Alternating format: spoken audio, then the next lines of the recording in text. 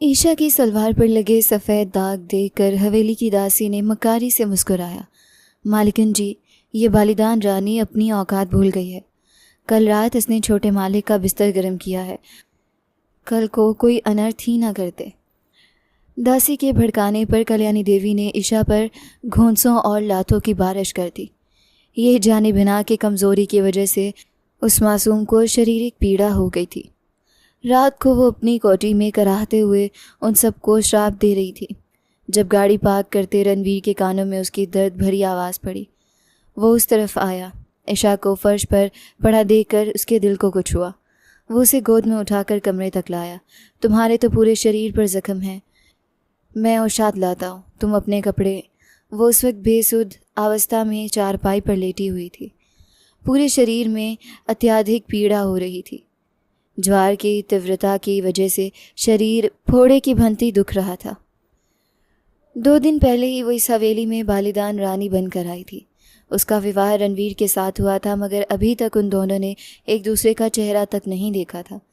विवाह के समय दोनों के बीच एक पर्दा सा हायल था, और फिर कल्याणी देवी ने इसे अपनी माँ तक से भी मिलने नहीं दिया।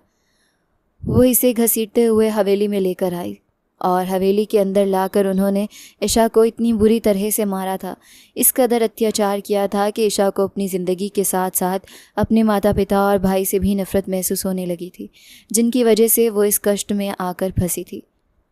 ना उसका भाई अपना क्रोध खोता, ना रमीज़ पर हमला करता, ना उसकी जान जाती, और ना आज वो बलिदान होकर इस हवेली में आती। 2 दिन हो गए थे इसे छोटे से पशुओं के पास बने हुए छप्पर नुमा कमरे में रहते हुए। इस छप्पर को 4 स्तंभों के ऊपर घास की छत बनाकर बनाया गया था। इसमें खस्ता हाल सी टूटी फूटी चारपाई थी। अब ये छप्पर नुमा कमरा और ये टूटी फूटी चारपाई ही ईशा का ठिकाना थे। 2 दिन से उसने ढंग से कुछ खाया भी नहीं था। कल्याणी देवी इसे यहाँ लाकर फेंक कर अपनी ज़िंदगी और अपनी गतिविधियों में व्यस्त हो गई थी। उनकी विश्वसनीय दाई कमला, जो दासी कम उनकी चापलूसी ज़्यादा करती थी, वो बहुत बार ईशा को देखने के लिए उसकी तरफ आती रही, मगर एक बार भी उसने ईशा से ना भोजन के बारे में पूछा और ना ही किसी अन्य की ज़रूरत के बारे में सवाल किया। उसकी स्थिति को देखकर आनंद लेती और फिर वहाँ से वापस पलट जाती। मनोतन रिपोर्ट कल्याणी देवी को देती। अब ईशा के पेट में भूख से चूहे दौड़ रहे थे। उसने सोचा कि यहाँ पड़ी रहेगी तो कोई उससे पूछने के लिए नहीं आएगा। इसे अब खुद ही भोजन की तलाश में निकलना होगा, वरना इस तरह भूखे पेट यहीं बैठे बैठे वो तो मर ही जाएगी। जब वो उठी तो उसे अजीब सा एहसास हुआ था। अभी 2 कदम ही चली थी कि बुरी तरह से डर गई। नज़र घुमाकर उसने वस्त्र उठाकर अपनी सलवार की तरफ देखा था। अब वो झुंझलाए हुए अंदाज में अपने कपड़ों को देख रही थी। सारे कपड़े ख़राब हो गए। अब मैं क्या करूं? मेरे पास तो कपड़े भी नहीं हैं, और इस अशुद्ध वस्त्र के साथ अब मैं पूजा भी नहीं कर पाऊंगी। क्या करूं? किससे मदद मांगूं? उसी वक्त कमला भी उसकी तरफ आई थी। उसकी नज़र भी ईशा की सलवार पर पड़ी तो वह कितनी देर तक तो आश्चर्य से पुतला बनी उसकी सलवार पर नज़र आने वाले उन सफ़ेद दागों को ही देखती रही थी। उसके दिमाग में क्या साजिश पक रही थी, ईशा बेखबर थी। क्या बात है, तुम इतनी परेशान क्यों लग रही हो? तुम्हें कुछ चाहिए? मुझे कपड़े चाहिए, मेरे कपड़े ख़राब हो गए हैं। मैंने पूजा करनी होती है, उसके लिए शुद्ध पवित्र कपड़े ज़रूरी हैं। मुझे भूख भी लगी है, 2 दिन से भोजन नहीं खाया।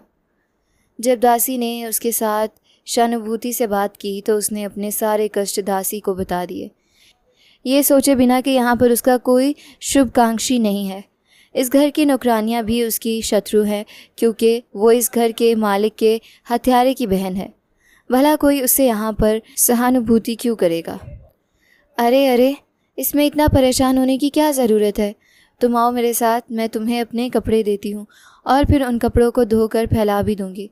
तुम्हें कुछ खाने को भी दे देती हूँ, आओ मेरे साथ। पहले वो ईशा को अपने कमरे में लेकर आई। ईशा ने उसके कमरे पर शहरशाह नज़र डाली। कमरा तो अच्छी खासी स्थिति में था।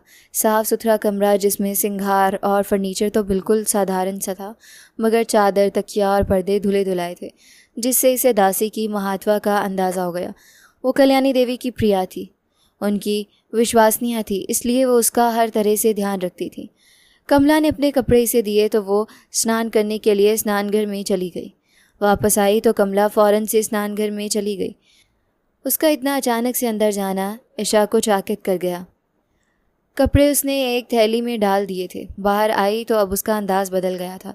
अब तुम जाओ अपने कमरे में, तुम्हें कपड़े चाहिए थे, मिल गए। ईशा तो हक्का बक्का रह गई। मुझे भूख लगी है, खाना भी नहीं खाया। कमला ने कुछ क्षण इसे देखा, फिर कहने लगी, आओ मेरे साथ। वो इसे रसोई घर में लेकर आई थी। चूल्हे पर बड़े बड़े पतीले पड़े थे जिनसे स्वादिष्ट सुगंध उठ रही थी, जो ईशा की भूख को और बढ़ा रही थी। दासी ने ताज़ा खाना देने की बजाय उसके सामने झूठी थालियों में से खाना एक थाली में एकत्रित किया और फिर रात के बची खुची रोटियां उसके सामने रख दी। लो खाओ। ईशा की आंखों में आंसू आ गए थे। अपने इस अपमान पर उसका दिल चाह रहा था कि धरती फटे और वो उसमें समाए। वो इस घर की बहू थी, माना कि वो बलिदान होकर इस हवेली में आई थी, मगर उसका रिश्ता तो इस परिवार के साथ बहुत महत्वपूर्ण था। हवेली के मालिक तो उसके साथ जो व्यवहार करते सो करते, नौकरानियां भी उसकी इज्जत करने को तैयार नहीं थी। ये चीज़ ईशा को अंदर ही अंदर खाए जा रही थी। मैं ये झूठा नहीं खा सकती, मैंने कम खाया है मगर साफ़ सुथरा भोजन खाया है। तो फिर भूखी मरो, अगर खाना है तो यही खाना होगा, वरना जाओ अपने कमरे में। ईशा तो इसे देखती रह गई। अभी कुछ देर पहले तक ये दासी उसके साथ कितनी सहानुभूति से पेश आ रही थी। इसे अपने कपड़े भी दे दिए और स्नान करने के लिए स्नानघर भी इस्तेमाल करने की अनुमति दे दी, और अब ईशा ने चंद ग्रास इसी तरह निकल लिए।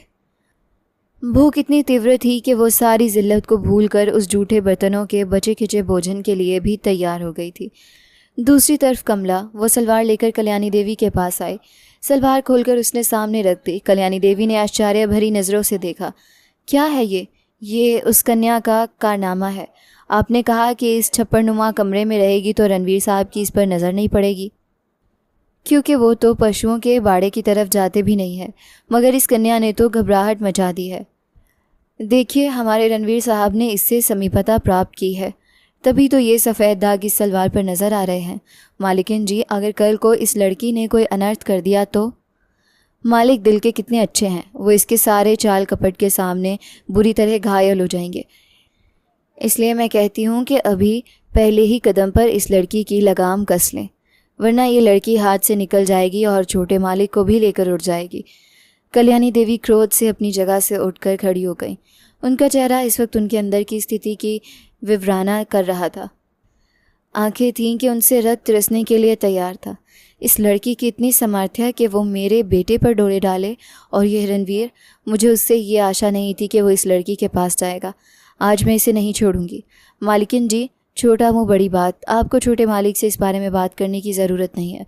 आप इस लड़की को समझा दें और इसे इतनी अच्छी तरह से दंड दें कि दोबारा छोटे मालिक को अपनी तरफ आकर्षित करने की कोशिश ना कर सके। ठीक है, लेकर आओ इसे पिछले आंगन में।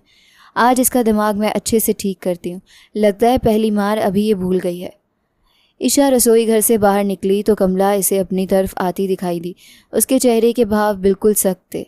ईशा के पास आकर उसने ईशा को बाजू से पकड़ा और इसे घसीटते हुए पिछले आंगन में लेकर आ गई थी, जहाँ पर कल्याणी देवी खड़ी उसका इंतज़ार कर रही थी। कहाँ लेकर जा रही हो मुझे? छोड़ो, ये क्या कर रही हो? ईशा उसकी पकड़ में बुरी तरह से तड़पी। तुम आओ मेरे साथ, मालिकिन जी तुम्हें बताएंगी कि तुमने क्या किया है। वह दोनों इसे पिछले आंगन में लेकर गईं और फिर कल्याणी देवी ने इसे इस कदर बुरी तरह से मारा कि ईशा के शरीर से रक्त रिसने लगा था। उसका शरीर एक बार फिर से बुरी तरह से दुखने लगा था।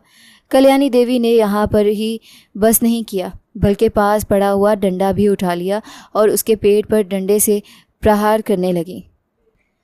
जब इसे मार मार कर थक गई तो तब कमला उनके सामने आई। मालकिन जी छोड़िए इसे, दफ़ा करें। अब इसे समझ आ गई होगी कि मालिक के सामने नहीं जाना। अगर अभी भी बुद्धि ना आई तो अगली बार इससे ज़्यादा बुरे तरीके से पेश आएंगे। सुन रही है ना लड़की? मालिकिन जी को क्रोध आ जाए तो वो गले की खाल उतार के रख देती हैं। ईशा ने रोते हुए हिचकियाँ लेते हुए उन दोनों की तरफ देखा था। मैं नहीं जानती कि मेरा दोष क्या है, आपको मुझ पर किस बात का क्रोध आ रहा है। अरे अगर मैं हत्यारे की बहन हूँ तो इसमें मेरा क्या अपराध जिसकी मुझे सज़ा दी जा रही है? अपराध जिसने किया है सज़ा भी तो उसी को मिलनी चाहिए। बात बात पर आप बहाने बहाने से मुझ पर हाथ उठाती हैं। आखिर क्यों? आपके अंदर इतनी ही नफ़रत है तो आप अपराधी को जाकर सज़ा दें। निर्दोष पर क्यों अत्याचार कर रही हैं? उसका ये कहना अनर्थ हो गया। कल्याणी देवी एक बार फिर से उस पर टूट पड़ी। ये कल की छोकरी मेरे सामने ज़ुबान चला रही है, मुझे आंखें दिखा रही है। इसकी ये हिम्मत निश्चित ही मेरे बेटे की दी हुई है, वरना यह लड़की कभी भी मेरे सामने सर नहीं उठा सकती थी। उसी वक्त रणवीर की गाड़ी की आवाज़ आई। दासी जल्दी से कहने लगी, मालकिन जी, छोटे मालिक आ गए हैं, अब आप यहाँ से जाएं। वो आते ही आपके बारे में पूछते हैं। कल्याणी देवी वहाँ से गईं तो ईशा ने चैन की सांस ली थी।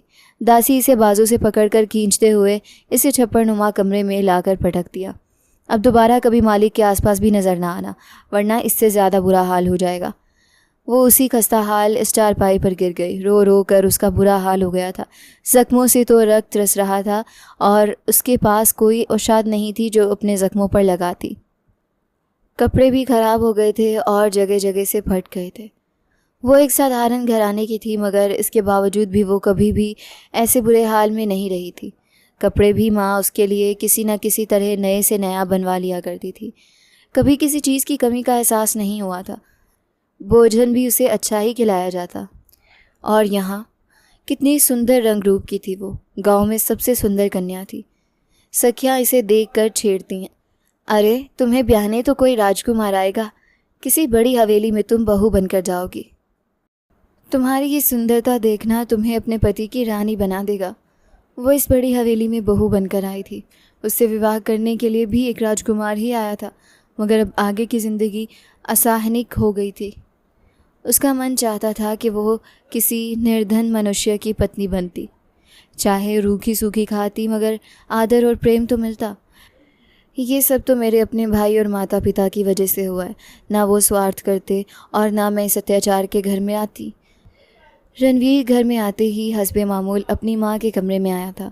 वो उसे कहीं भी नज़र ना आए। वापस पलटने लगा तो वो दरवाजे से आती दिखाई दी। इसे देखकर बेसाख्ता मुस्कुराई। मेरा बेटा कब आया वापस? लगता है मेरा ही इंतज़ार कर रहे थे। हाँ माँ, मैं आपका इंतज़ार कर रहा था। और सुनाइए, आपका ये 2 दिन का प्रवास कैसा रहा? आनंद आया। रणवीर बहुत सालों के बाद अमेरिका से वापस पलट कर आया था। ये 2 दिन विवाह के बाद उसने अपने मित्रों के साथ घूमने फिरने में गुजारे थे। माँ के कहने में आकर उसने विवाह तो कर लिया था, मगर इतनी जल्दी वो किसी नए रिश्ते के लिए तैयार नहीं था। माँ ने भी इसे तसल्ली दी थी, बेटा मैं उसे विवाह करके हवेली में तो ला रही हूँ, मगर अभी तुम दोनों के बीच कोई रिश्ता स्थापित नहीं होगा, क्योंकि वो निर्धन घराने की कन्या है और मैं सबसे पहले उसकी अच्छी शिक्षा दीक्षा करना चाहती हूँ, तुम्हारे योग्य बनाना चाहती हूँ। उसके बाद ही धूमधाम से तुम दोनों का उस्तव करूँगी और स्वयं अपने हाथों से उसे तुम्हारे कमरे में छोड़ कर जाऊँगी। मगर जब तक मेरी तृप्ति नहीं हो जाती कि वो कन्या मैंने तराश कर हीरा बना ली है, तब तक मैं तुम्हें उससे मिलने की अनुमति नहीं दूँगी। रणवीर अपनी माँ की बात सुनकर संतुष्ट हो गया था। माँ, आज तक आपने मेरे लिए कभी गलत नहीं सोचा, आगे भी आप कभी मेरे लिए कुछ बुरा नहीं सोचेंगी। मुझे आपके प्रेम पर पूरा पूरा विश्वास है। और सच कहूँ तो मैं भी किसी अनजान कन्या को अपनाने के लिए मानसिक रूप से तैयार नहीं हूँ। मैंने भी विवाह के हवाले से सोचा था कि लड़की पढ़ी लिखी होगी, समझदार होगी, मगर वो गांव की कन्या तो अब मुश्किल ही 2-4 कक्षा पास होगी। उसके साथ मैं कैसे ज़िंदगी गुजारूँगा? बेटा, अपनी माँ पर भरोसा रखो। मैंने तुम्हें कहा ना, इसे तराश कर हीरा बनाऊँगी, फिर ही इसे तुम्हारे हवाले करूँगी। माँ पर विश्वास रखो। रणवीर संतुष्ट सा होकर मुस्कुरा दिया था, मगर वो है कहाँ, नज़र नहीं आई। वो यहीं है, इसी तरह हवेली के अंतरपुर में, और तुम उसके बारे में किसी से नहीं पूछोगे, बस ये मेरा आदेश है। ठीक है माँ, मैं किसी से भी उसके बारे में कुछ नहीं पूछने वाला। आप बिल्कुल निश्चिंत रहिए, जैसा आप चाहती हैं सब वैसे ही होगा। कल्याणी देवी अपने बेटे को बहुत अच्छी तरह से जानती थी। वो कितना कोमल दिल था और अमेरिका में वो एक ह्यूमन राइट्स ऑर्गेनाइजेशन के साथ भी जुड़ा हुआ था। मानव अधिकारों की रक्षा करना उसके लिए सबसे पहला और प्रथम कर्तव्य था। जब इसे भाई की मृत्यु के बारे में पता चला, वो बहुत ही ज़्यादा दुखी हुआ था। उसका बस नहीं चल रहा था कि वो उड़कर वापस पहुंच जाए, मगर अभी उसके दस्तावेज़ों में भी समस्या थी कि वो अचानक से वापस नहीं आ सकता था। वापसी में भी इसे अभी चंद दिन अपेक्षित थे। पहले तो वो अपने भाई की वजह से अमेरिका में रुका हुआ था। वहाँ पर सारे मामले देखने के लिए भाई उपस्थित था। अब भाई तो रहा नहीं था, इसलिए वो यहाँ से सब कुछ समाप्त करके वापस जाना चाहता था। अपनी संस्था के ज़रूरी कामकाज में व्यस्त था जब एक दिन माँ का फ़ोन आया और फिर जब कल्याणी देवी ने इससे विवाह के बारे में बताया तो वो आश्चर्यचकित हो गया था। कैसी बातें कर रही हैं आप? अभी तो भाई का शोक भी समाप्त नहीं हुआ और आप मेरे विवाह करने की बात कर रही हैं? बेटा, वो लोग बहुत निर्धन हैं, बस कुछ ऐसे संकट में है जो तुम्हें नहीं बता सकती, इसलिए बस इतनी शीघ्रता करनी पड़ी। मुझे विश्वास है कि मेरा बेटा मेरे फैसले पर सर झुकाएगा। बेटा, वो निर्धन घर की तो है, कल को मेरी सेवा भी करेगी, मेरे साथ मिलजुल कर भी रहेगी। अगर किसी ऊंचे कुल की कन्या लेकर आ गई तो शायद वो कभी मेरे साथ मिलजुल कर ना रह सके। वैसे भी निर्धन के सर पर हाथ रखना तो बहुत बड़ा पुण्य की बात है। रणवीर उनकी बात सुनकर बहुत प्रभावित हुआ था। उसे अपनी माँ पर गर्व का एहसास हुआ। कल्याणी देवी अपने बेटे को बहुत अच्छी तरह से जानती थी। उन्हें अंदाज़ा था कि अगर उन्होंने अपने बेटे के सामने बालिदान रानी शब्द का प्रयोग किया तो वो कभी भी इस बात के लिए तैयार नहीं होगा। ये फैसला तो पंचायत ने किया था कि कल्याणी देवी उस लड़के को क्षमा कर दें और उसकी बहन को बालिदान रूप में ले लें। उन लोगों को सारी ज़िंदगी कष्ट और पीड़ा देने की सोच लेकर ही उन्होंने ईशा को बालिदान रूप में लेने का निर्णय लिया और ये बात उन्होंने रणवीर से छिपाई थी। इसे मनाने के लिए उन्होंने विवाह शब्द का प्रयोग किया था। फिर कुछ ही दिन बाद उनके सामने हवेली में उपस्थित था। इसे गले से लगाकर वो कितनी देर तक फूट फूट कर रोती रहीं। वो भी माँ से मिलकर उदास हो गया था। हवेली में सभी दासियों और नौकरों को अच्छे तरीके से समझा दिया गया था कि वो रणवीर के सामने ईशा का या बालिदान का नाम नहीं लेंगे। उन्होंने रणवीर से ये कहा कि वो ईशा से विवाह करके अपनी संरक्षण में रखना चाहती हैं। ईशा को अपने परिवार की तरफ से कुछ समस्याओं का सामना है, इसलिए वो उसकी सुरक्षा का दायित्व स्वयं उठा रही हैं। रणवीर को इस बात पर क्या आपत्ति हो सकती थी? वो खुश था कि अभी इसे इस नए रिश्ते को शुरू करने के लिए कुछ समय मिल रहा है। वो यहाँ आकर दोबारा से नए सिरे से व्यापार शुरू करना चाहता था, मगर अभी वो गांव के और भूमि के मामलों में ही बहुत उलझा हुआ था। इस वक्त भी वो भूमि के मामलों के सिलसिले में ही शहर वकील से मिलने के लिए जा रहा था। जब गाड़ी तक पहुंचते हुए इसे एक कन्या की आवाज़ सुनाई दी जो ऊंची ऊंची आवाज़ में रो रही थी। हे भगवान, इस मनुष्य के दिल में तो मेरे लिए दया नहीं है, तो किसी देवदूत को ही भेज दे जो मेरी मदद करे। मैं बहुत ज़्यादा पीड़ में हूँ, अब ये पीड़ मेरी सहन शक्ति से बाहर है। उस वक्त कमला भी वहाँ पर आ गई थी। रणवीर को रुकते हिचकिचाते हुए देखकर वो जल्दी से उसके पास आए। क्या हुआ है छोटे मालिक, आप यहाँ पर क्यों खड़े हो गए हैं? कौन है ये कन्या जो इतनी पीड़ में मदद के लिए पुकार रही है? हमें उसके पास जाना चाहिए, उसकी मदद करनी चाहिए। क्या ये हवेली की कोई दासी है? अरे नहीं छोटे मालिक, आपको भरम हुआ है, यहाँ पर तो कोई भी नहीं है। इस दौरान ईशा भी रोते रोते थक गई थी। वो भी बुरी तरह से बेहोश जैसे हो गई थी और कमला भी ऊंचा ऊंचा बोलने लगी। तभी रणवीर कंधे उचकाकर अपनी गाड़ी की तरफ मुड़ गया था। उसे लगा कि उसका सच में ही भ्रम था, वरना यह आवाज़ तो दासी ने ज़रूर सुनी होती। रणवीर के वहाँ से जाने के बाद कमला एक बार फिर से ईशा के सर पर आकर खड़ी हो गई। वो खुश होकर तुम छोटे मालिक से मिलने और उनके पास जाने का सपना देख रही थी। अगर दोबारा तुमने उन्हें अपनी मदद की पुकार देने के लिए कोशिश की तो क्या कल वाली मार तुम भूल गई हो? ईशा ने वह मुश्किल आंखें खोलकर कमला को देखा था। तुम भी तो एक स्त्री हो, तुम भी मनुष्य हो, फिर दूसरी स्त्री पर तुम इतना अत्याचार कैसे कर सकती हो? मैं कल से इतनी बुरी स्थिति में पड़ी हूँ, गले से एक रस तक नीचे नहीं उतरा। अरे मैं तुम्हारी दासी नहीं हूँ जो तुम्हें भोजन के थाल बना बना कर प्रस्तुत करूँ।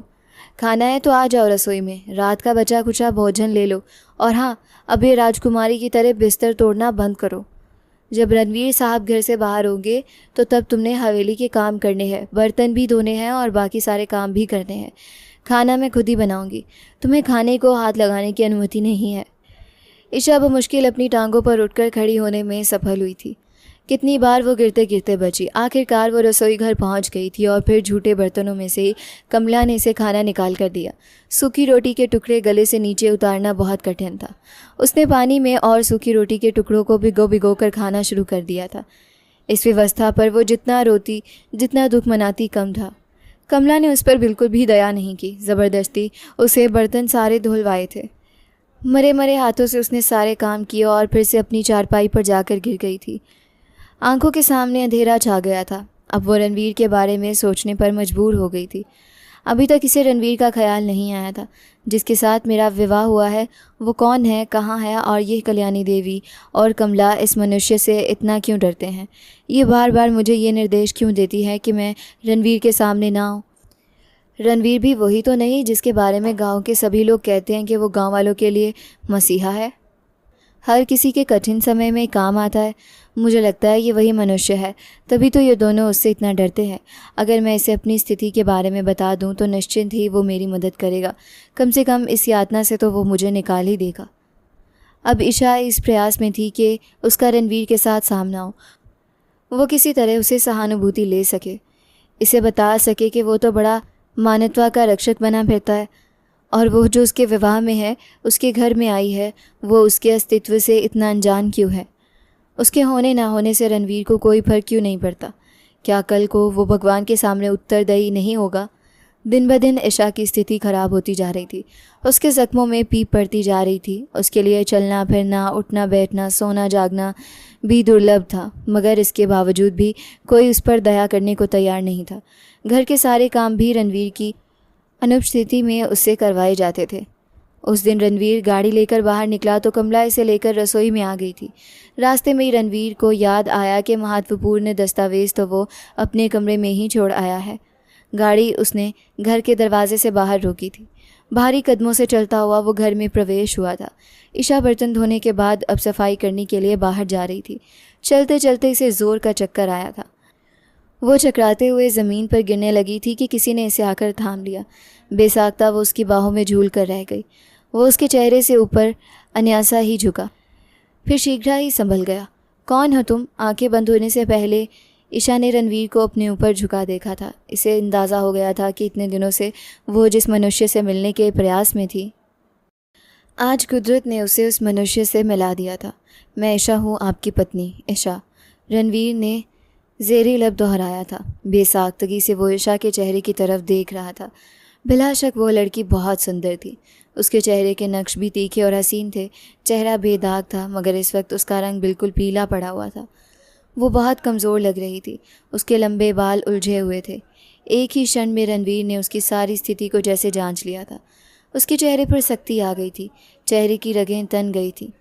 कमला किसी काम से वहाँ पर आई तो सामने का दृश्य देखकर वो बुरी तरह ठिठक कर रह गई थी। रणवीर ने क्रोध भरी नज़रों से दासी की तरफ देखा था।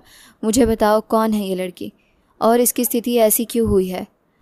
वो उसकी बाहों की तरफ इशारा करते हुए बोला, जहाँ पर जख्मों से पीप रिसने की वजह से हालत ख़राब नज़र आ रही थी। कमला ने सूखे होंठों पर थूक निकला। छोटे मालिक ये दासी है, आप इसकी चिंता मत करें, इसे मेरे हवाले करें, मैं इसके कमरे में लेकर जाती हूँ, इसकी मरहम पट्टी करती हूँ, ठीक हो जाएगी। कमला उसके पास आने लगी तो रणवीर ने हाथ उठाकर उसे रोक दिया। कितनी बड़ी भूल की मैंने, जो अपनी माँ से अपनी पत्नी के बारे में ज़्यादा पूछताछ नहीं की, मगर अब मैं इसके बारे में सब जान कर रहूँगा। रणवीर ने सख्ती से घर के सेवकों से पूछताछ की तो सत्य उसके सामने आ गया था। ईशा बलिदान रानी बनकर इस हवेली में आई थी और उसके साथ अमानवीय व्यवहार किया जा रहा था। वो आंखों में प्रश्न लिए अपनी माँ के सामने आकर खड़ा हो गया। माँ, इस क्यूरिटी को तो मैंने कब का समाप्त कर दिया था। आपसे कहा था कि गांव में किसी को भी बलिदान लेने की अनुमति मत दें। आखिर भूल कोई करे तो सज़ा किसी निर्दोष मनुष्य को क्यों मिले, मगर मेरे मना करने के बावजूद भी आपने इस प्रथा को समाप्त नहीं किया, बल्कि अपने घर में इसे जीवित किया। क्यों माँ? कल्याणी देवी नज़रें चुराने लगी। बताएं माँ, आपने क्यों किया ऐसा? एक निर्दोष कन्या पर इतना अत्याचार क्यों किया? और मुझसे आप झूठ पर झूठ बोलती रहीं। बेटा, मेरे सीने में प्रतिशोध की अग्नि जल रही थी। मैं इस लड़की को वो सज़ा देना चाहती थी कि इसका भाई और इसके परिवार वाले तड़प कर रह जाएं।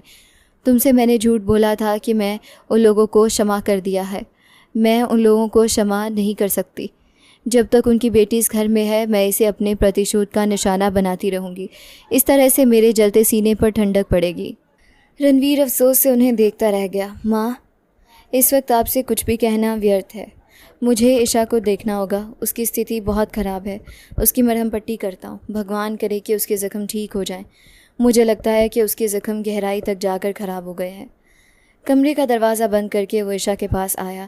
जहाँ जहाँ तक उसने देखा, ईशा के ज़ख्म पूरी तरह से ख़राब हो चुके थे। उसने मरहम पट्टी की और फिर एक चिकित्सक को घर पर कॉल करके बुलाया। ईशा की स्थिति के बारे में बताया तो चिकित्सक कहने लगा, घर पर मरहम पट्टी करना उचित नहीं है, इन्हें चिकित्सालय यानी हॉस्पिटल लेकर जाना होगा। इनके ज़ख्मों की अच्छी तरह से सफाई की जाएगी, तभी जाकर ये ठीक हो सकती हैं। ठीक है, मैं इसे अभी हॉस्पिटल लेकर जाता हूँ। ईशा को अपनी बाहों में उठाकर वो इसे हॉस्पिटल लेकर जाने के लिए रवाना हो गया।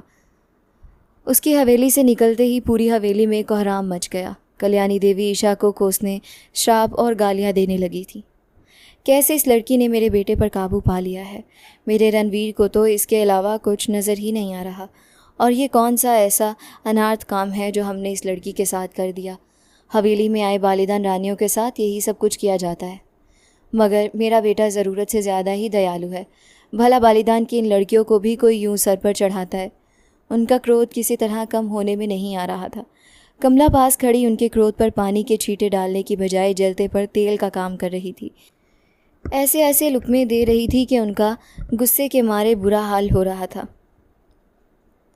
जब रणवीर इसे लेकर आया तो डॉक्टर ने परीक्षण करने के बाद रणवीर से कह दिया कि अभी वो कुछ दिन तक हॉस्पिटल में ही ईशा को रखेंगे।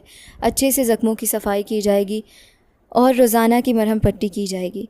जिस तरह से ध्यान हॉस्पिटल में रखा जा सकता है वैसा घर में संभव नहीं है। ये बात तो रणवीर भी समझता था, इसलिए बिना बहस किए वो उनकी बात समझ गया। मगर हॉस्पिटल का वातावरण रणवीर को बिल्कुल भी पसंद नहीं आया था। कहने को ये बड़ा हॉस्पिटल था, मगर यहाँ पर स्वच्छता का नक़्स प्रबंध था। मक्खियाँ भी हर जगह भिनभिनाती हुई नज़र आ रही थी। हर तरफ रोगियों का शोर हंगामा। यहाँ रहते रहते वो ईशा पहले से भी ज़्यादा बीमार हो जाएगी। मुझे ईशा को यहाँ नहीं रखना। वो फिर डॉक्टर के कमरे में गया था। डॉक्टर साहब, मैं ईशा को घर लेकर जाना चाहता हूँ। इसके लिए किसी नर्स का भी प्रबंध कर दूँगा। आप अपनी ज़िम्मेदारी पर रोगी को लेकर जा रहे हैं। अगर बाद में कोई समस्या बन गई तो आप हमसे कोई शिकायत मत कीजिएगा। ठीक है डॉक्टर साहब, आप इस मामले से मुक्त है। मैं जो कर रहा हूँ अपनी मर्ज़ी से कर रहा हूँ। रणवीर ने डॉक्टर के कमरे से निकलकर आदित्य को कॉल की, जो उसका बचपन का मित्र था और कई साल पहले ये शहर में आकर शिफ्ट हो गया था। हाँ भाई राजकुमार, क्या हाल चाल है? यार तुम्हारा जो फ्लैट है, मुझे उसकी चाबी चाहिए। कुछ दिन मैं वहाँ रहना चाहता हूँ। आदित्य उसकी बात सुनकर चौंका था और फिर ज़ोर से कहकहा लगाकर हंस पड़ा। क्यों भी राजकुमार, अब तुमसे भी अपने आप पर काबू पाना असंभव हो गया है? कोई गर्लफ्रेंड है जिसको लेकर फ्लैट में रहना है? आदित्य की बात पर रणवीर का चेहरा लाल हो गया था। यार तुम बात कहाँ से कहाँ लेकर जा रहे हो? जानते भी हो तुम मेरे स्वभाव को। मैं इस तरह का मनुष्य नहीं हूँ। अरे यार, इस तरह का मनुष्य बनने में कौन सी देर लगती है? वैसे भी जवानी मनुष्य से कुछ का कुछ करवा देती है। जब मनुष्य भावनाओं में बहता है तो वो अच्छे बुरे की सारी समझबूझ खो बैठता है। अब हमसे क्या पर्दादारी? बताओ कौन है वो जिसे फ्लैट में रखोगे? अब रणवीर को आदित्य को सत्य बताना ही पड़ा। यार, मेरा कुछ दिन पहले माँ ने गाँव की एक कन्या से विवाह कर दिया था और मेरे साथ मेरी पत्नी होगी। ये सुनकर आदित्य को प्रसन्नता भरी हैरानी का एहसास हुआ था। विवाह कर लिया और बताया भी नहीं? यार, ये सब कुछ बहुत जल्दी हुआ, किसी को भी खबर नहीं कर सका। अच्छा, बातें करते रहोगे या फ्लैट की चाबी दोगे? तुम खुद आओगे मेरे पास या मैं आ जाऊँ? ऐसा करो तुम खुद हो जाओ, क्योंकि तुम्हारी भाभी की तबीयत ठीक नहीं है और कब से उन्होंने मुझे अपने घुटने के साथ लगा कर बैठा रखा है। आज तो मुझे ऑफिस में भी नहीं जाने दिया। रणवीर उसकी बात सुनकर बेसाख्ता मुस्कुराया था। मैं अभी आ रहा हूँ। आदित्य से चाबी लेने के बाद वो ईशा को लेकर उसके फ्लैट पर आ गया था। जाते जाते उसने आदित्य से वादा कर लिया था कि वो जल्द ही ईशा को लेकर उसके घर में भोजन के निमंत्रण पर ज़रूर आएगा। भाभी को लेकर ज़रूर आना है तुमने। हम भी तो भाभी से मिलें, उनसे पूछें कि तुम्हारे जैसे गधे में उन्हें क्या नज़र आया। रणवीर ने बनावटी क्रोध से उसे घूर कर देखा। ईशा को जब होश आया तो वो हॉस्पिटल में नहीं बल्कि एक नए कमरे में थी। रणवीर उसके पास बैठा उसके चेहरे को ही निहार रहा था। ईशा ने उठकर बैठने की कोशिश की, मगर उसके शरीर में इतनी पीड़ हो रही थी कि उससे उठना भी असंभव हो रहा था। रणवीर बेसाख्ता उसके पास आया। आराम से लेटी रहो, किसी चीज़ की चिंता मत करो। अब मैं तुम्हारे पास हूँ, सब ठीक हो जाएगा। उसके चेहरे को नरमी से छूते हुए बोला तो ईशा की आंखों में आंसू आ गए। उसने आश्चर्य से अपने आसपास के दृश्य को देखा। मैं कहाँ हूँ? तुम इस वक्त सेफ जगह पर हो। मैं तुम्हें यहाँ लेकर आया हूँ। तुम्हारी तबीयत बहुत ख़राब हो रही है। चिंता मत करो, तुम जल्दी ठीक हो जाओगी। डॉक्टर ने बोला है कि ज़ख्म इतने गहरे नहीं है। तुम्हारे ज़ख्मों की सफाई कर दी गई है। अब चंद दिन लगेंगे, ये ज़ख्म बिल्कुल ठीक हो जाएंगे और तुम पहले जैसी हो जाओगी। क्या फ़ायदा ठीक होने का जब मैं फिर से वैसे ही हो जाऊँगी? हवेली में जाकर फिर से वैसे ही अत्याचार सहूँगी। अब मेरी सेवा मत करें, जो जैसे चल रहा है वैसे चलने दें, वरना फिर ये पीड़ सहना मेरे लिए कठिन हो जाएगा। ईशा की आंखों से आंसू बहने लगे। रणवीर बेचैन सा हो गया। अपने हाथों से उसने ईशा के आंसू साफ़ किए। मुझे क्षमा कर दो ईशा, मैं नहीं जानता था कि उस घर में तुम्हारे साथ ये व्यवहार किया जा रहा है। मुझे लगा था कि तुम वहाँ बहुत आराम से रह रही हो, माँ तुम्हारा बहुत ध्यान रख रही हैं, मगर ये तो मुझे अब पता चला कि तुम्हें वो लोग बंदी बनाकर वहाँ लेकर आए। सच कहूँ तो मुझे अपनी अज्ञानता पर बहुत ही क्रोध आ रहा है। रणवीर ने इसे सारी बात बताई जो कुछ माँ ने इसे कहकर इस विवाह के लिए मनाया था। वो तो आश्चर्यचकित रह गई थी। कितनी चालाक और मक्कार स्त्री है ये। इसे तो ये लगा था कि ये स्त्री सिर्फ अत्याचारी है, मगर अब अंदाज़ा हुआ कि चाल कपट भी उस स्त्री पर ही समाप्त है। अब मैं तुम्हें हवेली में लेकर नहीं जाऊंगा। रणवीर ने उसकी आंखों में लिखा हुआ भय पढ़ लिया था। मैं सच कह रहा हूँ, मैं तुम्हें यहीं शहर में ही रखूँगा। हम दोनों सदैव एक साथ रहेंगे और मैं तुम्हें ज़िंदगी की सारी खुशियाँ दूंगा।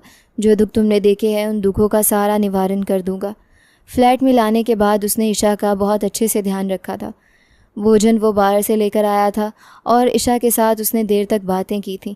ईशा ने भी इतने दिनों में पहली बार किसी से अपने दिल की बातें की थी। इसे रणवीर के साथ बात करते बहुत अच्छा लग रहा था।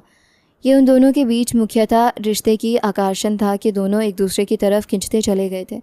रणवीर को वो सरल सी मासूम सी कन्या बहुत अच्छी लगी थी, तो ईशा भी उस दयालु मनुष्य पर बुरी तरह दिल हार गई थी, जिसने कठिन समय में उसकी मदद की और उसकी कड़वी ज़िंदगी को सरल भी बना दिया। वो दोनों एक दूसरे से बहुत समय आ गए थे। दोनों के बीच के सारे अभाव मिटते चले गए थे। चंद दिन लगे थे कि ईशा के ज़ख्म ठीक होने में, और फिर एक दिन वो इसे आदित्य के बहुत बार कहने पर उसके घर में भोजन के निमंत्रण पर ले आया था। बातों बातों में आदित्य की पत्नी ने ईशा से उसके बारे में सारी जानकारी ले ली थी और फिर भोजन के दौरान उसने ईशा की बहुत प्रशंसा की। आपकी पत्नी तो बहुत बुद्धिमान है, ये सिलाई भी जानती है, कढ़ाई भी, और ऊपर से इन्होंने बीए तक शिक्षा भी प्राप्त की है। भला गांव की कन्याओं ने आज तक कहाँ इतनी शिक्षा प्राप्त की है। रणवीर तो उसकी बात पर आश्चर्यचकित रह गया था। आप क्या कह रही हैं? अरे भाई, ये आपकी पत्नी है, इतने दिन हो गए आप दोनों की शादी को और अभी तक आप पर अपनी पत्नी के गुण नहीं खुले। सबसे मज़े की बात यह है कि ये जो इटालियन और चाइनीज़ खाना है ये आपकी पत्नी ने ही बनाया है। मुझे तो ये दोनों डिशेस अच्छे से बनानी ही नहीं आती। रणवीर को खुशगवार हैरानी का एहसास हुआ। आदित्य भी ईशा से प्रभावित नज़र आ रहा था। तुम तो बहुत भाग्यशाली हो रणवीर, जिसे इतनी अच्छी पत्नी मिली है, अच्छे अच्छे खाने बना कर खिलाएगी, और एक हम हैं जिन्हें रूखी सूखी खानी पड़ती है। आखिरी बात उसने आंख मारते हुए शरारत से कही थी। उसकी पत्नी ने बनावटी क्रोध से घूरा। अच्छा, कल तक तो आप मेरे खाने की तारीफ़ करते थे और आज आपको मेरे खाने में कीड़े नज़र आने लगे। अरे क्या करूं, मजबूरी है, जैसा जो मिलेगा खाना तो पड़ेगा। वो सब आपस में नोक झोंक कर रहे थे। ईशा को ये सब बहुत अच्छा लग रहा था। आज वो दोनों बहुत खुश थे। वापसी पर रणवीर ने उसे आइसक्रीम भी खिलाई थी और फिर उसे लॉन्ग ड्राइव पर भी लेकर गया था। आधी रात तक वो दोनों घूमते फिरते हुए घर वापस आए थे। आज का दिन ईशा के लिए यादगार दिन था। तुम खुश हो? रात को जब वो दोनों सोने के लिए लेटे तो रणवीर उसके बालों में हाथ फेरते हुए बोला। उसने तो आंखें बंद करके मुस्कुराते हुए हाँ में सर हिलाया था। रणवीर भी उसकी अदा पर दिल खोल कर मुस्कुरा दिया। चंद दिन तक तो कल्याणी देवी ने उन दोनों की गैर मौजूदगी को बर्दाश्त किया। जवान बेटा हाथों से निकला जा रहा था, उनका दिल खून के आंसू रो रहा था, और फिर कमला के साथ मिलकर उन्होंने एक साजिश रचा ली। किस तरह से वो रणवीर को वापस ला सकती थी और कैसे इस लड़की को रणवीर से दूर कर सकती थी। अब ये काम उन्हें इतना कठिन नहीं लग रहा था। इस काम के लिए उन्होंने शंकर की मदद ली थी। वो एक मध्यम उम्र का आदमी था जिसकी पहले से 3 शादियाँ हो चुकी थीं और तीनों पत्नियों ने ही उसे विवाह विच्छेद ले लिया था। वो एक आवारा मिजाज और दिल फेंक मनुष्य था। जब उसे कल्याणी देवी का संदेश मिला तो सर के बल चलता हुआ उनके पास आया था। कमला ही कल्याणी देवी की भावनाओं की प्रतिनिधित्व कर रही थी। मालकिन जी चाहती है कि तुम रणवीर साहब के सामने उनकी पत्नी की बुराइयां करो। उन्हें बताओ कि तुम्हारा ईशा के साथ चक्कर चल रहा है और ईशा तुम्हारे साथ विवाह करना चाहती थी, मगर अपने भाई की भूल की वजह से उसे बलिदान बनकर इस हवेली में आना पड़ा। अगर तुम ऐसा करोगे तो तुम्हें सुंदर लड़की मिल जाएगी जो तुम्हें संतान भी देगी और सदैव तुम्हारे साथ रहेगी, क्योंकि इस सब के बाद तो उसके माता पिता उसे स्वीकार नहीं करेंगे। तुम उसके साथ जो चाहे व्यवहार करना, जैसे चाहे इस्तेमाल करना, वो ना तुम्हें रोकेगी और ना उफ करेगी। अगर चाहोगे तो क्रोध भी उस पर उतार लोगे। कमला ने शंकर को ऐसे ऐसे सपने दिखाए कि उसकी आंखों में चमक आ गई थी। वो इस घिनौने खेल में शामिल होने के लिए तैयार हो गया था। मगर मालकिन जी, मुझे कब करना होगा? छोटे मालिक कहाँ हैं? और अगर गुस्से में आकर उन्होंने मेरी जान लेने की कोशिश की तो? अरे तुम इस बात की चिंता ही मत करो, मेरे बेटे का क्रोध इतना विफरा हुआ नहीं है, और वैसे भी वो किसी पर भी अत्याचार नहीं करता। उसने आज तक कभी किसी पर भी हाथ नहीं उठाया, एक चींटी तक तो उससे मारी नहीं जाती, इसलिए तो ये लड़की उसका दया भावना का नाजायज़ फ़ायदा उठा रही है। ईशा के जिक्र पर उनके चेहरे के भाव ऐसे बन गए कि जैसे उन्होंने कड़वी गोली चबा ली हो। आप चिंता मत करें मालकिन जी, शंकर अब सारा मामला संभाल लेगा। अब ये लड़की इस घर से ऐसे निकलेगी जैसे दूध में से मक्खी, और हमारे ऊपर कोई बात भी नहीं आएगी, और रणवीर साहब भी दोबारा से आपकी मुट्ठी में आ जाएंगे। कल्याणी देवी ने बाकायदा प्लानिंग करते हुए रणवीर को कॉल की थी। पहली ही बार पर उसने माँ की कॉल उठा ली। जो भी था, इससे माँ पर जितना भी गुस्सा था, मगर वो आज्ञाकारी नहीं था। तो मुझसे इतना नाराज़ हो गई कि मुझे छोड़कर चले गए, वापस पलटकर मेरी खबर भी ना ली। माँ की रोने की आवाज़ सुनकर उसका दिल पसीज गया। आपका व्यवहार देखकर मेरा ये कदम उठाना तो बनता था। आखिर आपने एक कन्या के साथ इतना अत्याचार क्यों किया? कल्याणी देवी दांत कचकचा के रह गई। उनकी सुई अभी तक उसी लड़की पर अटकी हुई थी। तुम वापस आओ, मैं तुम्हें सत्य बताती हूँ। उसकी असलियत जानकर तुम खुद इसे छोड़ने पर मजबूर हो जाओगे। माँ, क्या कह रही हैं आप? ऐसा क्या किया ईशा ने जो आप उसके बारे में इस तरह की बात कर रही हैं? वापस आओगे तो तुम्हें सत्य पता चल जाएगा। अब इस कलमोही को लेकर हवेली में आओ। माँ, मैं कब तक वापस नहीं आऊँगा जब तक आप मुझे ये वादा नहीं देती कि आप ईशा को कुछ नहीं कहेंगी, इसे कोई नुकसान नहीं पहुँचाएंगी। वो एक कोमल सी लड़की है, आप नहीं जानती कि उसका दिल दुखाकर आप कितने बड़े पाप की भागी बन रही हैं। और यहाँ तुम माँ का दिल दुखा रहे हो। कुछ एहसास है तुम्हें कि माँ का दिल दुखाने की क्या सज़ा है? एक पल को वो खामोश हुआ। माँ, मैं आज ही ईशा को लेकर वापस आ रहा हूँ। आप अपने क्रोध पर काबू पाने की कोशिश करें और मुझसे वादा करें कि आप इसे कुछ नहीं कहेंगी। ठीक है, कुछ नहीं कहती तुम्हारी लाडली को, वापस आओ। तुम्हारी शक्ल देखने के लिए मेरी आंखें तरस गई हैं। उन्होंने शंकर को शाम को सारी बात समझाकर हवेली में आने की ताज़ीद कर दी। हम हवेली वापस जा रहे हैं, माँ ने हमें बुलाया है। रणवीर ने सूचना दी तो ईशा सुनकर ही भय से लरजने लगी थी। अरे तुम क्यों डर रही हो? मैं हूं ना तुम्हारे साथ। मेरे होते हुए कैसा डर? ईशा ने बमुश्किल अपने आंसू जब्त किए थे और फिर रणवीर के कहने पर वो अच्छे से तैयार हुई थी। फिर जब वो लोग घर से हवेली जाने के लिए निकले तो वो दिल ही दिल में भगवान से प्रार्थना कर रही थी, हे भगवान, सब ठीक हो। मुझे उस स्त्री से बहुत डर लगता है। मुझे लगता है कि वो मुझे नीचा दिखाने के लिए कुछ ना कुछ ज़रूर ही करेगी। इतनी आसानी से तो हार नहीं मानेगी। हवेली की बुलंद और काली दीवारें जैसे ही नज़रों के सामने उभरने लगी, उसकी सांसें गले में अटकने लगीं। उसके पूरे शरीर में एक सनसनी सी दौड़ गई। पुराने अत्याचारों के यादगार ज़ख्म फिर से हरा होकर दर्द देने लगे। रणवीर ने जब उसकी कपकपाहट महसूस की तो उसने गाड़ी को एक तरफ रोका और नरमी से उसकी बर्फ़ की तरह ठंडी पड़ती हुई उंगलियों को अपने मजबूत हाथों में थाम लिया।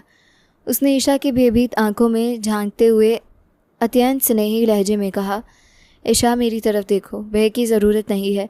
मैं तुम्हारे साथ हूँ और जब तक मैं तुम्हारे साथ मौजूद हूँ दुनिया की कोई शक्ति तुम्हें ज़रा सा भी नुकसान नहीं पहुँचा सकती। मैं अब किसी को भी तुम्हारे साथ ज़रा सा भी ज़्यादती करने की अनुमति हरगिज़ नहीं दूँगा। तुम अब अकेले नहीं हो। मेरी मौजूदगी में तुम्हें डरने की कोई ज़रूरत नहीं है। अपने रणवीर पर विश्वास रखो। ईशा ने उसकी आंखों में छुपी सच्चाई और सुरक्षा का विश्वास देखा तो किसी हद तक खुद को संभाला, मगर हवेली का भयानक अतीत उसके दिमाग पर बुरी तरह हावी था। जब वो दोनों हवेली के विशाल आंगन में प्रवेश हुए तो वहाँ एक अजीब सी रहस्यमयी खामोशी थी। ऐसा लगता था जैसे हर कोने में कोई ना कोई साजिश सांस ले रही हो। रणवीर उसका हाथ थामे से सीधा अपने कमरे की तरफ लेप कर बढ़ रहा था कि माँ ने इसे अपने कमरे में बुलाया। वो दोनों कल्याणी देवी के कमरे में गए। रणवीर तो माँ के गले से लग गया, मगर ईशा थर-थर कांपती रही। कल्याणी देवी ने एक क्रोध भरी नज़र ईशा पर डाली। तुम बैठो यहाँ पर, मैं तुम्हें बताती हूँ कि जिस लड़की पर तुम्हें इतना मान है, इतना विश्वास है, उसकी वास्तविकता क्या है। रणवीर उनकी बात सुनकर चौंका तो ईशा उनकी बात सुनकर कांप सी गई थी। अब इस पर यह स्त्री निश्चित ही कोई ना कोई आरोप ज़रूर लगाएगी। शंकर, अंदर आ जाओ और सबको बताओ असली बात क्या है। तभी शाम के ढलते हुए साए में एक व्यक्ति परास्त हुआ। ये वही शंकर था जिसके चेहरे पर हवस और चालाकी का मिला जुला भाव था। उसने ईशा को देखते ही अपने कदम उसकी तरफ बढ़ा दिए और एक अजीब सी ढिठाई से कहने लगा, ईशा, चलो मेरे साथ। तुम यहाँ पर बिल्कुल खुश नहीं रह सकती। मैं जानता हूँ कि तुम्हारे साथ यहाँ पर बुरा व्यवहार किया जा रहा है। तुम इस कष्ट में क्यों पड़ी हो? चलो मेरे साथ चलो। ईशा उस अयोग्य व्यक्ति को देखकर अत्यधिक भयभीत हो गई। वो दहशत के मारे रणवीर के पीछे छिपने लगी और कांपती हुई आवाज़ में बोली, तुम कौन हो? तुम्हें क्या अधिकार है मुझसे इस तरह बात करने का?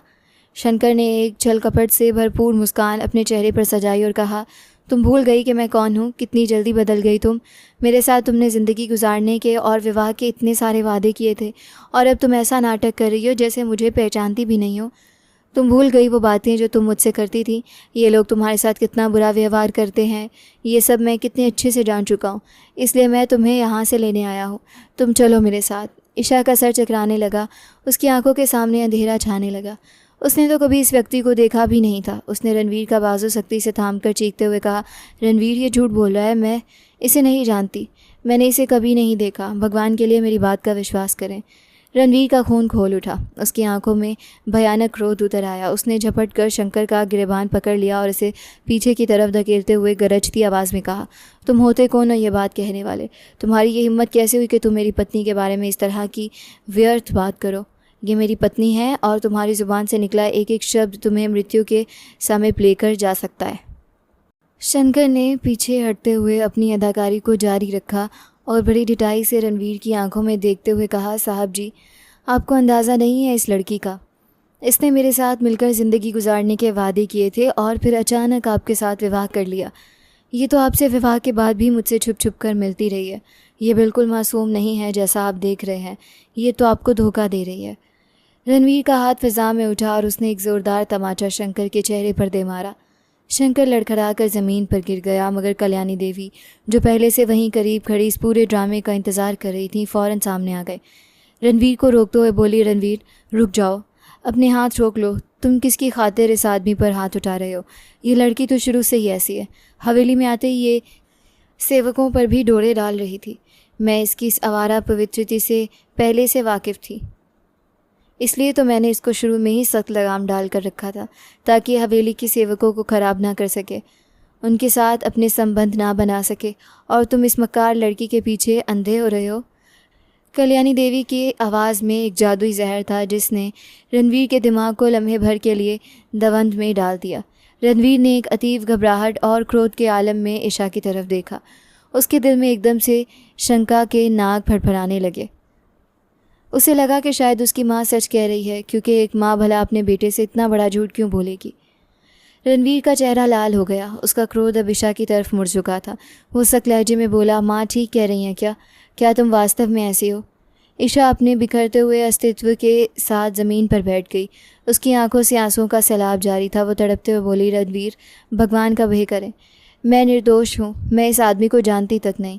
ये सब झूठ है। ये मुझे बर्बाद करने की साजिश है। मैं अब क्या करूँगी? आप भी मुझ पर विश्वास नहीं कर रहे। रणवीर का दिल उसकी स्थिति देखकर तड़पा, मगर माँ के जहर भरे वाक्यों ने उनकी सोच पर पर्दा डाल दिया था। उसने ईशा को देखकर सख्त लहजे में कहा, तुम अभी मेरे कमरे में जाओ और वहीं रहो, जब तक मैं ना कहूँ बाहर मत आना। रणवीर ने इसे अपने कमरे में ही रहने की अनुमति तो दे दी, मगर उसके व्यवहार बिल्कुल बदल गया। वो ईशा से बात करने से परहेज़ करने लगा। उसकी आवाज़ में वो पहले वाली नरमी और प्रेम बिल्कुल समाप्त हो चुका था। ईशा कमरे के एक कोने में बैठी रोती रहती और रणवीर इसे देखे बिना गुजर जाता। अगली सुबह रणवीर को शहर में एक विशेष काम से जाना था। माँ, मैं बाहर काम से जा रहा हूँ और शाम तक ही वापस आऊँगा। आपको किसी चीज़ की ज़रूरत हो तो मुझे बता दीजिएगा। कल्याणी देवी ने आश्वासन की सांस ली। ठीक है बेटा, तुम अपने काम से जाओ और अपना ध्यान रखना। रणवीर ने माँ से ये कहा और फिर खामोशी से अपने कमरे की तरफ बढ़ गया। वो कमरे में प्रवेश हुआ, ईशा पर एक शीतल नज़र डाली और सीधा वॉशरूम में चला गया। उसने वॉशरूम का दरवाज़ा बंद कर लिया। शॉवर के नीचे खड़ा होकर वो अपने ऊपर पानी बहा रहा था। उसे लग रहा था कि उसके अंदर जो अग्नि लगी है वो ये पानी ही बुझा सकता है। काफ़ी समय गुजर गया तो कल्याणी देवी समझी कि रणवीर बाहर जा चुका है। कल्याणी देवी के दिल में छुपी हुई नफ़रत का लावा फ़ौरन उबल पड़ा। वो चेहरे पर जहर भरी मुस्कान सजाए सीधी रणवीर के कमरे में प्रवेश कर गई। ईशा जो फर्श पर बैठी अपने आंसू पोंछ रही थी, कल्याणी देवी को सामने देखकर मज़ीद सहम गई। कल्याणी देवी ने उसके बालों को सख्ती से नोचते हुए कहा, क्यों, अब कैसा लग रहा है? तुम पर जो मैंने और कमला ने मिलकर आरोप लगाया है उसका प्रभाव देखा तुमने? मेरे बेटे के दिल में तुम्हारी जो थोड़ी बहुत प्रतिष्ठा थी वो भी समाप्त हो गई। अब मेरा बेटा तुम्हें धक्के देकर इस घर से और अपनी ज़िंदगी से बाहर निकालेगा। तुम समझती थी कि तुम रणवीर को मुझसे छीन लोगी। मैं तुम्हारी पीढ़ियों को बर्बाद कर दूंगी। वो तुम पर कभी विश्वास नहीं करेंगे। कल्याणी देवी की ये बातें और उनकी शैतानी हंसी पूरे कमरे में गूंज रही थी। वो निरंतर ईशा को अपमान का निशाना बना रही थी और अपने घिनौने योजना पर गर्व कर रही थी। वॉशरूम का दरवाज़ा आहिस्ता से खुला और रणवीर बाहर आया। उसका चेहरा भयानक हद तक पीला और आंखें क्रोध की तीव्रता से लाल हो चुकी थीं। उसने माँ का एक एक शब्द सुन लिया था। रणवीर की मौजूदगी का एहसास होते ही कल्याणी देवी का रंग उड़ गया। उनके शब्द उनके गले में ही जमकर रह गए थे। रणवीर ने गहरी और शीतल आवाज़ में कहा, माँ, तो ये था आपका सत्य, ये था आपका प्रतिशोध, जिसके लिए आपने एक निर्दोष कन्या के सम्मान को दांव पर लगा दिया। आपने मुझसे इतना बड़ा झूठ बोला। आखिर आपको इस पीड़ित लड़की से इतनी नफरत क्यों है? आखिर आप क्यों इसे जीने नहीं देती? आप जानती हैं किसी पर मिथ्या आरोप लगाना कितना बड़ा पाप है। आप कितने बड़े पाप की भाग्य बनी हैं। कल्याणी देवी बिना कुछ कहे भय और लज्जा से कांपती हुई वहाँ से निकल गई। कल्याणी देवी के जाते ही रणवीर फौरन ज़मीन पर झुका। उसने ईशा के पीले चेहरे को अपने दोनों हाथों में थामा और ज़ारों के तार रोने लगा। रणवीर का साहस टूट चुका था। उसने ईशा को अपने सीने से लगा लिया और तीव्रता से तड़पते हुए बोला, ईशा, मुझे क्षमा कर दो, मुझे क्षमा कर दो। मैं कितना बड़ा पापी हूँ कि मैंने तुम्हारी सच्चाई पर शंका की। मैं अपनी माँ की चालत भरी बातों में आकर तुम्हारा दिल दुखा गया। भगवान के लिए मुझे क्षमा कर दो। ईशा रणवीर की बाहों में बिखर कर रो पड़ी। उसका सारा गुबार आंसुओं से बहकर निकल गया। उसने रणवीर के सीने पर सर रख दिया और अपनी निर्दोषता का फल पाते ही उसके दिल को शांति मिली। रणवीर ने इसे खुद से अलग किया। उसके आंसू अपने हाथों से पोंछते हुए कहा, अब बस, अब मज़ीद कोई आंसू नहीं बहेगा। इसके बाद रणवीर बाहर गया और ईशा के लिए बहुत सारे मेवे, खाने पीने की वस्तुएं और फल लेकर कमरे में वापस आया। उसने वो तमाम सामान मेज़ पर रखा और ईशा के पास आकर बैठ गया। रणवीर के चेहरे पर एक आध्यात्मिक चिंता और फिक्र के साए थे। उसने ईशा के हाथ पकड़कर कहा, ईशा, मुझे अब इस घर वालों पर बिल्कुल भी विश्वास नहीं रहा। ये लोग नफ़रत में इस हद तक गिर चुके हैं कि ये तुम्हारे साथ कुछ भी बुरा व्यवहार कर सकते हैं। इसलिए तुमने मेरी अनुपस्थिति में इस कमरे से बाहर कदम नहीं निकालना। ये तमाम खाने पीने का सामान मैं यहाँ रख रहा हूँ। तुमने दरवाज़ा अंदर से अच्छी तरह बंद करके रखना है और जब तक मैं खुद ना आऊँ दरवाज़ा किसी के लिए भी नहीं खोलना। ईशा ने रणवीर की बात पर गंभीरता से सर हिलाया और वादा किया कि वो बिल्कुल भी बाहर नहीं निकलेगी। रणवीर इसे निर्देश देकर बाहर चला गया। ईशा ने फ़ौरन अंदर से दरवाजे की आरगला लगा ली और ख़ुद को कमरे में सुरक्षित कर लिया। कल्याणी देवी और कमला बाहर आंगन में चक्कर लगा रही थीं। वो अत्यधिक बेचैन थी कि किसी तरह ईशा कमरे से बाहर निकले। कल्याणी देवी क्रोध से कमला से कह रही थी, एक बार ये बाहर निकलेगी तो हम इसे नहीं छोड़ेंगे। इसने खाना खाने के लिए या पानी के लिए बाहर तो निकलना ही होगा। आखिर कब तक अंदर बंद रहेगी? मगर समय गुजरता गया और ईशा कमरे से बाहर ना निकली। कल्याणी देवी की व्याकुलता बढ़ती जा रही थी। वो हवेली के आंगन में टहलते हुए निरंतर उस कमरे के दरवाजे को घूर रही थी। आखिरकार रात का गहरा अंधेरा छा गया। पूरी हवेली में खामोशी का राज हो गया। ईशा ने सोचा कि शायद अब सब सो चुके हैं और इसे प्यास भी लग रही थी। वो बहुत सावधानी से दरवाजे की आरगला खोलकर बाहर निकली ताकि पानी पी सके। लेकिन जैसे ही वो चंद कदम आगे बढ़ी, कल्याणी देवी, जो अंधेरे में पहले से घात लगाए बैठी थी, उन्होंने झटपट करके ईशा के बाजू से सख्ती से जकड़ लिया। ईशा के गले से एक चीख निकलते निकलते रह गई। कल्याणी देवी ने दयाहीनता से उसका बाजू मरोड़ा और इसे घसीटते हुए आंगन के बीच में ले आई। वो पागलपन की हद तक क्रोध में थी। उन्होंने कमला को आवाज़ दी और कहा, कमला, जल्दी से मिट्टी का तेल लेकर आओ, तेल और माचिस लेकर आओ। आज हम इसका काम तमाम कर देंगे। रणवीर के आने से पहले इसको जलाकर ख़त्म कर देंगे और फिर रणवीर से कहेंगे कि ये किसी के साथ भाग गई है। रणवीर कभी इसका सत्य नहीं जान पाएगा। कमला भागती हुई तेल का कैन और माचिस ले आई। कल्याणी देवी ने वो तेल ईशा के कपड़ों पर डालना शुरू कर दिया। ईशा उनके चरणों में गिरकर दया की भीख मांगने लगी। वो ज़ारों के तार रोते हुए बोली, मुझे छोड़ दें, भगवान के लिए मुझे मत मारें। मैंने आपका क्या बिगाड़ा है? कल्याणी देवी ने माचिस की तीली निकाली और इसे जलाने ही वाली थी कि अनादित साए से रणवीर का अस्तित्व बाहर आया। रणवीर जो कब से वहाँ पहुँच चुका था और छुपकर अपनी माँ का ये निष्ठुर रूप देख रहा था। उसके धैर्य का पात्रा भर चुका था। वो एक सिंघा की तरह तड़प कर आगे बढ़ा। उसने एक झटके से अपनी माँ के हाथ से माचिस छीनकर दूर फेंक दी और कमला को धक्का देकर पीछे धकेल दिया। कल्याणी देवी रणवीर को यूँ अचानक अपने सामने देखकर भय से कांपने लगी। उनके हाथ से तेल का कैन छूटकर ज़मीन पर गिर गया। रणवीर की आंखों में अपनी माँ के लिए अत्यधिक नफरत और दुख के आंसू थे। उसने एक टूटी हुई आवाज़ में अपनी माँ से कहा, माँ, मुझे लगा था कि आप बदल गई हैं। मुझे लगा था कि आपके अंदर मनुष्य का कोई हिस्सा शेष है, मगर आप कभी नहीं बदल सकती। आपके अंदर की नफरत और दानवता कभी समाप्त नहीं हो सकती। आप एक निर्दोष को जीवित जलाने जा रही थी। आप माँ के नाम पर एक बदनाम दाग हैं। रणवीर ने अपनी माँ की तरफ से सदैव के लिए अपना मुंह मोड़ लिया। उसने ज़मीन पर कांपती हुई ईशा को उठाया, उसे अपने साथ लगाया और उसके कपड़ों से तेल की गंध को महसूस करते हुए उसके अस्तित्व को मज़ीद सख्ती से थाम लिया। उसने एक अंतिम लहजे में कहा, अब इस हवेली में हमारा एक पल भी गुजरना वर्जित है। रणवीर फ़ौरन ईशा का हाथ थामे हवेली के मुख्य दरवाजे की तरफ बढ़ गया। कल्याणी देवी पीछे से चीखती रही, इसे रोकती रही, मगर रणवीर ने एक बार भी पीछे मुड़कर नहीं देखा। वह ईशा को लेकर सीधा शहर संधारित हो गया। उसने शहर में एक नया घर लिया और वहाँ अपनी एक नई दुनिया बसाई। रणवीर कभी कभार अपनी माँ से मिलने हवेली आया करता था ताकि अपने पुत्र होने का कर्तव्य पूरा कर सके, मगर वो इतना सावधान और अपने निर्णय पर दृढ़ था कि उसने दोबारा कभी अपनी पत्नी ईशा को उस अत्याचार के घर में और उस गांव में कदम नहीं रखने दिया। समय का चक्र तीव्रता से घूमता रहा। 20 साल का लंबा समय गुजर गया। रणवीर और ईशा के प्रेम की नींव पर उनका घर खुशियों से भर गया। उनके बच्चे जवान हो गए। वो एक अत्यंत ही संपन्न और सफल ज़िंदगी गुजार रहे थे। ईशा अब एक प्रतिष्ठित और शांत स्त्री बन चुकी थी जिसके चेहरे पर अतीत के अत्याचारों का कोई निशान नहीं था। मगर 20 साल गुजर जाने के बाद भी रणवीर ने अपने इस निर्णय को दृढ़ रखा कि वो ईशा को कभी इस अत्याचार गृह में वापस नहीं लेकर जाएगा जहाँ उसकी पवित्रता और ज़िंदगी को बर्बाद करने की कोशिश की गई थी। वो दोनों शहर में अपने बच्चों के साथ एक शांतिमय और प्रेम से भरी ज़िंदगी व्यतीत करते रहे और हवेली का वो भयानक अतीत सिर्फ एक सपना बनकर रह गया।